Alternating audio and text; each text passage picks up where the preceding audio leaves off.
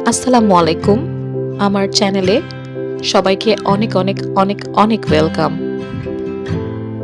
নতুন একটি ব্লগ নিয়ে চলে এসেছি।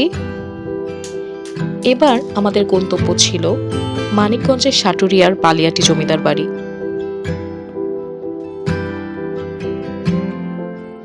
জমিদার বাড়িটিতে যেতে হলে আপনাকে চলে যেতে হবে গাবতলীতে। গাবতলী থেকে এসবি লিংক বাসে করে সাটুরিয়ায় নামলেই সেখান থেকে পায়ে হেঁটে কিংবা অটোতে করে আপনি পৌঁছে যেতে পারেন বালিয়াটি জমিদার বাড়িতে। 7টি ঐতিহ্যবাহী স্থাপনা নিয়ে বালিয়াটি জমিদার বাড়ি গৌরবের সাক্ষী হয়ে মাথা তুলে দাঁড়িয়ে আছে।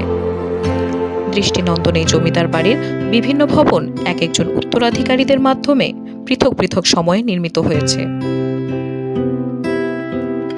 বালিয়াটি জমিদার বাড়ি বর্তমানে বাংলাদেশ প্রত্নতাত্ত্বিক বিভাগের মাধ্যমে সংরক্ষণ ও পরিচালনা করা হচ্ছে। জমিদার বাড়ির কেন্দ্রীয় ব্লকে রংমহল খ্যাত ভবনে জাদুঘর গড়ে তোলা হয়েছে। 19বিংশ শতকে নির্মিত ঐতিহ্যবাহী প্রাসাদের চত্বরটি প্রায় 16,554 বর্গমিটার এলাকা জুড়ে অবস্থিত। জমিদার বাড়ির প্রবেশ ফটকের দুই পাশে স্থাপিত রয়েছে দুটি সিংহের মূর্তি। সমস্ত জমিদার চত্বর উঁচু প্রাচীর দিয়ে ঘেরা এবং জমিদার বাড়ির মূল ফটক দিয়ে প্রবেশ করলেই দেখা মিলবে সুপ্রশস্ত সবুজের। সবুজ আঙিনায় গড়ে তোলা হয়েছে সুন্দর সুন্দর ফুলের বাগান। প্রাসাদের কক্ষ সংখ্যা 200টি এবং প্রতিটি কক্ষেই সুনিপুণ কারুকাজ লক্ষ্য করা যায়। ভবনগুলোর প্রতিটি দেয়াল প্রায় 20 ইঞ্চি পুরু।